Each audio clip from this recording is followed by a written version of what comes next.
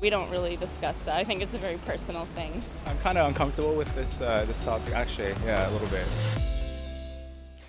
Let's talk money. It can be an uncomfortable topic, granted. Most of us like to keep our cards close to our chest, especially if there's a maxed out credit card in there. But now it seems like the writing's on the wall. After years of rock bottom interest rates, debt is getting more expensive, and we think it's time to talk. So we asked Canadians to share their secret concerns about managing credit or trying to save. Then I sat down for coffee with business reporters Renee, Filiponne, and Jacqueline Hansen. A casual chat to make it all a bit less scary. You guys ready for some coffee? Coffee and money. Okay, free coffee? You got it. Please. Okay. Thank you. Thanks so much.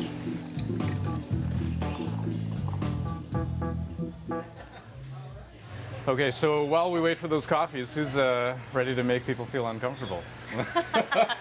Right? What is like one of the things no one wants to talk about? Yeah, well, it's a legitimately scary topic, right? I mean, you're talking savings, debt, interest rates. I mean, heaven forbid where those go.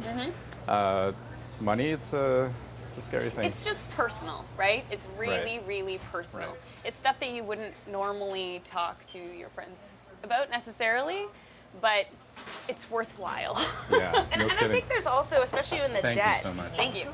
there's that not wanting to talk about what many people consider large amounts of debt a failure. Right. Yeah. So, Right? so, I mean, as you guys know, we asked people right across the country all about debt Yes. and how they feel about that, how they feel about talking about it.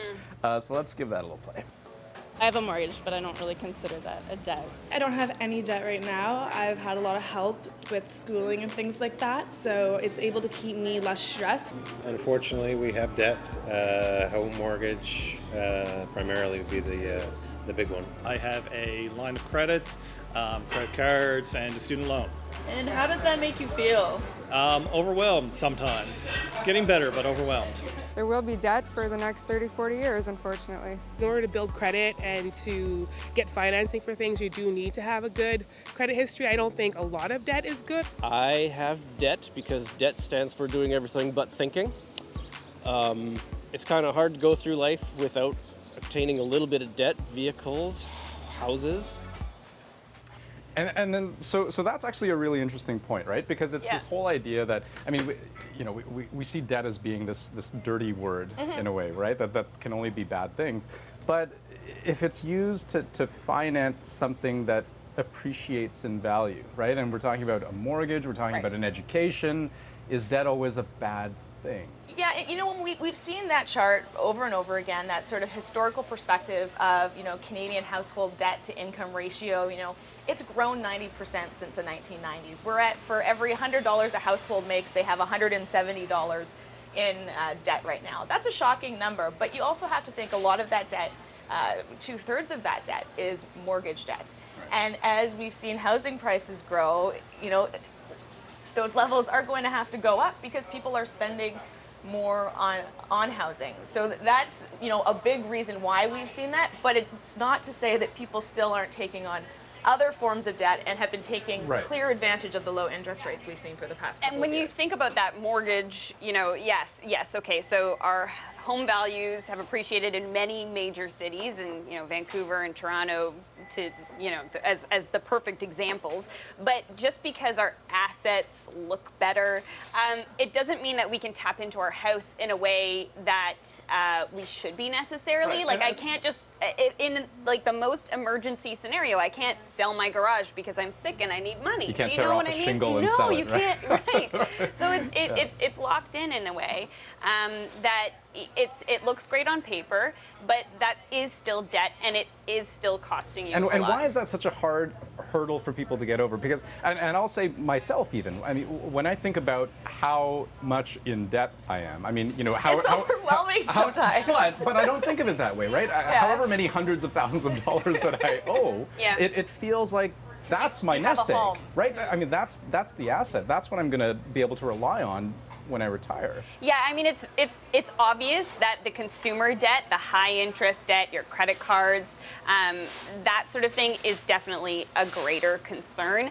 And you don't want to get into this spiral where you're relying on debt to finance your life, because then when you look at how much debt people have over different, age groups in their life, yes, maybe in your 20s and your 30s, you might be spending on perhaps a car loan and that kind of thing, and it adds up. But if you're over 65 and you still have debt and you're on a fixed income, if you have that behavior that you're relying on a credit card or something else in order to finance those extras, how are you going to pay off that debt? And it is a scenario that a lot of people find themselves in. And when we talk about the risk, it's really neat to compare, I think, the trajectory of Canadian debt to the trajectory of American household debt. And they were following along just at the same pace until 2008.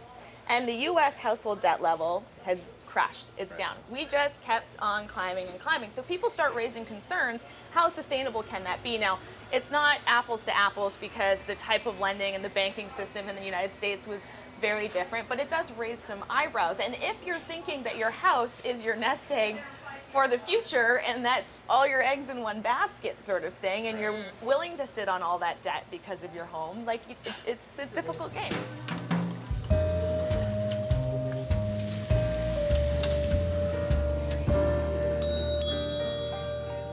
So let's talk about where all of this is going, right? Yes. Because you talk about that mounting curve, that mountain going up.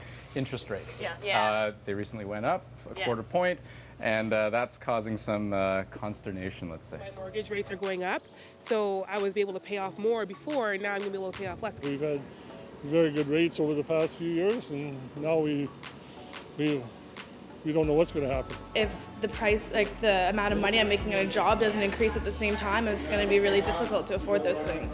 As long as we're only seeing this one interest rate hike, or if there's another one, and then 12 months from now, it should be manageable.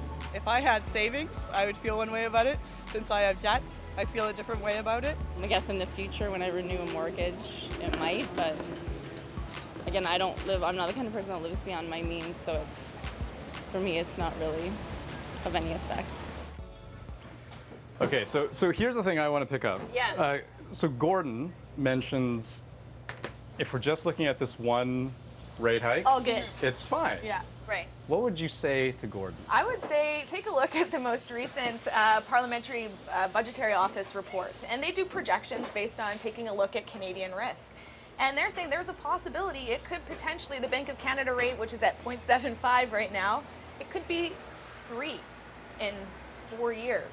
Now, we're not saying that's definitely going to happen, but we do know economists are already predicting a possible another 0.25 percentage point in the fall, and that if the economic conditions that we have right now continue on the path that they are, where we're at isn't normal. 3 is a more normal place for that Bank of Canada rate to be. So to think that we're only going to have one unless there's a big shift, I don't know, right? Yeah, have people done the math is the other question, right? Taking into account all of those increases. Yeah, basically, if rates go up and your income doesn't, you're basically getting a pay cut. If you have debt, you're still having to service that, but you're servicing it with the same amount of money. So, that can put a lot of people in difficult positions. And it's not just the mortgage rate, because that's what we think of first, is that, if you have a variable mortgage, you're going to feel this right away.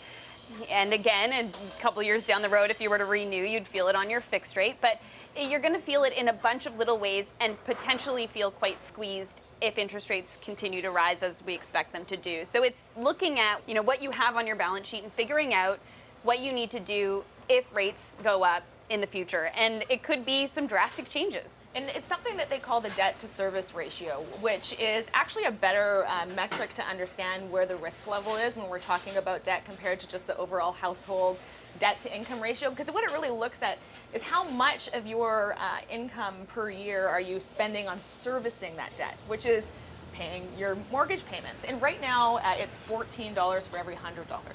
The projection is going forward, it could get up to almost 17, which is a historic high for Canada if these rates sort of continue along where they go. And that's a lot of extra money every month for Canadians. And what about the flip side? I think it was Lisa who was talking about, I'd be in one camp if we were just talking about debt and interest rates, but if I was saving, then the interest rates would be helping me. And that's a completely different scenario. Is that true? Well, it's still very much a borrower's world right now. To have, the bank's overnight rate at 0.75%, these are still very, very low rates that we're dealing with. And so the idea that this might incentivize people to save, we're not there yet. Probably not. No.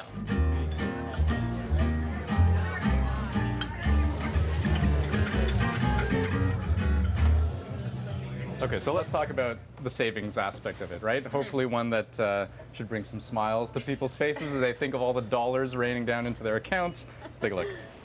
Honestly, the rates were at rock bottom. And so as, let's say, a millennial or people, a young professional, there was really no incentive to save, right? Because if you put the money in the bank, they got nothing. So I think it's important to save, but also important to enjoy the present. So yeah, we're trying to still find the right balance of that, I guess. And I think for me, I think it's important to be debt-free just because it's something that continues to, I guess, loom over your financial situation. I try my best. With little ones around, it gets expensive, but there's only so much you can do. Being an Albertan, work was kind of crappy for a couple years, so there wasn't really such a thing as saving. Things are picking up a little bit, I guess, depending on who you are, where you're working. Being self-employed, our income goes up and down, so you can't develop the normal saving strategies that somebody who gets a paycheck every week can. So I guess the question there is saving as difficult as it is, just life today? Well, it seems as though we're doing it less. So our household savings rate, just overall in Canada, dipped to its lowest level in 2 years recently. So it's at 4.3% right now, around there. So it's not looking good in terms of, the priority that we put on savings. And you can kind of understand in the same way that low interest rates inspired people to take on so much debt as they haven't inspired people to save in this, at the same time. But is it an interest rate thing, or is it a priorities thing? Because I also think, like when I think of investing in RRSPs, there's almost a side to that just feels theoretical. Yeah, like it's not real money. It's surprisingly, retirement barely came up in all the people that we interviewed, and there was a survey done in the fall. And 80% of people say, yeah, we want to save. And then when they're asked what are they saving for, half say retirement. The rest are talking about vacations and an emergency fund, right? So there is that sort of, what you're doing with your money or what you want to do with your money. But I do feel, and I don't know if you felt it in those streeters, you do feel a sense of guilt from people that they wish they could be doing better. They'd like to, but as we heard from that mother, for some people, the reality, the cost of living, it just, they're constantly getting shamed into you should be saving more, but at the end of the day, when you've paid all your bills, you can't, there isn't the money left. Here's the thing I want to know is why haven't they found a way to almost to gamify savings, right? Because you almost think of like, what has the Fitbit done for fitness? Yes. Right? I mean, just giving that, it injects a fun factor, a tracking factor, and maybe they already have something like this, I don't know. That sounds interactive, and that sounds like having a conversation with your friends about your savings. Not to, push this, but I have conversations with my friends about finances. I know we're different. Yeah, I don't. But I do. We talk about it, and we talk about how we're investing and all sorts of things. And as soon as you start having that conversation, then it starts opening up, new strategies to take, and just new ideas between people, and knowing what other people are doing. I find helpful. And it kind of comes full circle to the reason we're having this discussion is that we're here and we're potentially at a major shift. These ultra low interest rates likely won't be around forever. So you need to get your house in order. And if you're too afraid to talk about it and too afraid to ask people and too afraid, you're going to find yourself caught behind. Well, bottoms up to open dialogue, Yeah, shall we say. exactly. Talking about money. Cheers.